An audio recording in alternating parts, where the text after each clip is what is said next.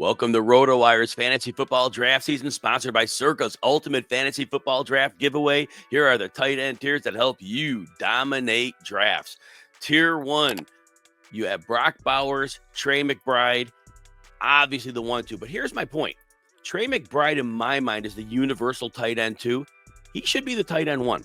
Trey McBride basically scored equal with Brock Bowers last year, but from week 5 on, when Arizona went to a 2 tight end set as their base offense, Trey McBride was averaging 17 PPR points per game, which was a tick above Brock Bowers. But from the week 10 and 11 buys that both of these players had, McBride outscored Bowers by almost 2 fantasy points per game.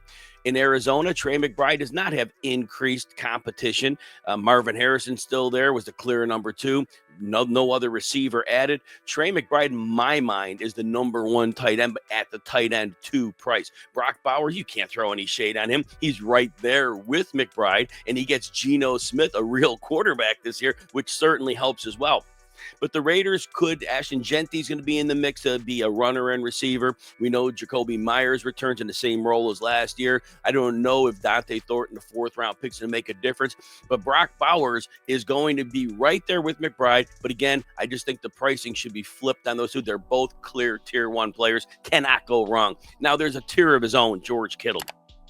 He's kind of a tier 1 player, but not to the level of Bowers and McBride, and he's certainly not with the players in the following tier. So George Kittle gets the George Kittle tier. The deal with Kittle is he gets about 84 to 90 targets per season, and although he's put up in his career 3,000-yard seasons, the volume is potentially an issue. Now, last year, Kittle had a high floor. Remember, he used to be a volatile boom bust player week to week. Kittle was very stable last year. One of the games he didn't do well was a snowstorm in Buffalo in week 12. But that said, Kittle is going to do the most he can on the limited targets, but maybe with Brandon Ayuk potentially missing some time at wide receiver, maybe Kittle gets a little bump in targets. Anyway, Kittle is a tight end 3. You can't go wrong. If you don't want to spend the high price on Bowers and McBride, you don't want to wait later. Kittle is the person you want to target. Tier 2, we have Sam Laporta, TJ Hawkinson in this tier alone.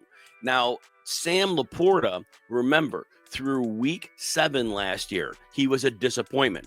2.8 targets per game, 7 PPR points per game. And why?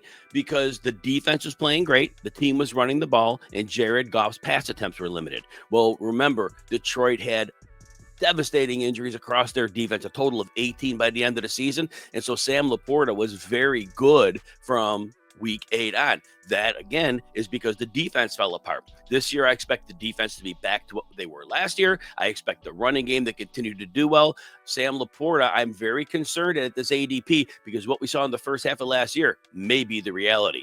TJ Hawkinson, only 19th percentile yards after the catch last year, but he was coming back from an ACL. So probably it was recovery from knee injury. But here's what I'm worried about with Hawkinson. Hawkinson fits in this tier, and he should get volume.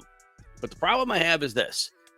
The offensive line was significantly upgraded in Minnesota. Jordan Mason was brought in. The defense is pretending to be one that's going to be a superstar defense, and maybe that pretending will become a reality because that coach Brian Flores really knows how to cook up an aggressive defense. If that all happens, it's going to be run the ball, and Justin Jefferson is the obvious dominant alpha receiver. That means there'll be scraps left over for TJ Hawkinson and Jordan Addison. Now, if the run game doesn't work out, the defense is bad, Hawkinson will have that super high floor he's always had, but be careful there. All right, Circa Million and Circa Survivor are back with a massive $21 million in guaranteed prizes. Circa Million, you pick 5 games against the spread each week, 18 weeks of action with 126 ways to win. $1 million for the winner and $6 million overall guaranteed.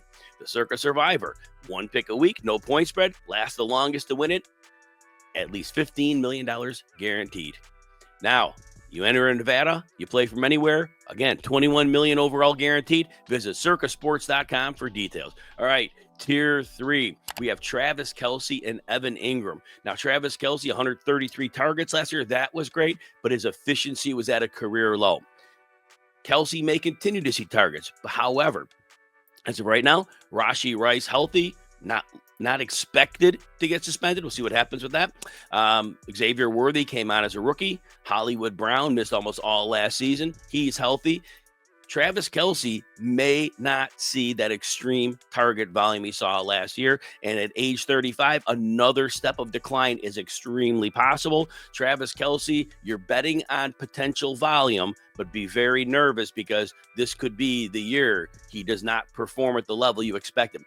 Evan Ingram, potentially in a great situation in Denver. Sean Payton, we know he loves that joker role. Remember Taysom Hill, getting him into mismatches. The goal was to do the same with Evan Ingram. Here's the concern. Denver's defense may be even better this year. Their running game, which was very poor with the running backs last year, they have J.K. Dobbins, they have R.J. Harvey. If this defense steps up, if this running game takes off, there may not be enough pass volume for Cortland Sutton, for Marvin Mims, and Evan Ingram. So be careful that Evan Ingram may not get the volume to be the player you need him to be. But he still fits in this tier 3 because, again, the baseline should be solid. Tier 4, Mark Andrews, David Njoku, and Jake Ferguson. Mark Andrews did not have a lot of targets last year. Career low. He was getting about 4.1 targets per game, but he made the most out of them. Now, he's not going to repeat that 20% touchdown rate. 11 out of 55 catches were touchdowns. The big plays, though, should continue to be there as defenses worry about Derrick Henry and Lamar Jackson as runners. So Mark Andrews is still going to do the most with his opportunities. Around tight end 10, he's a deal. David Njoku could be the steal of the draft if Joe Flacco is named the starting quarterback. Remember, the last 5 weeks in 2023 when Njoku and Flacco played together, Njoku was averaging over 90 yards a game and was the tight end 1. Finally, Jake Ferguson. Now, Jake Ferguson's no longer the number 2 target in Dallas with George Pickens there. He's now the number 3, Jake Ferguson is. But that said, Dak Prescott has always loved his tight end. Dallas is probably not going to be able to run the ball with the running back stable they have. That means Dallas is going to be extremely pass heavy. And Jake Ferguson, very athletic tight end. Dallas probably throwing 35 plus times a game. There's plenty to go around for Jake Ferguson as well. Thanks for watching. Don't forget to enter the Circa Million at Circa Survivor contest with a massive $21 million in guaranteed prizes. You go to circasports.com for details.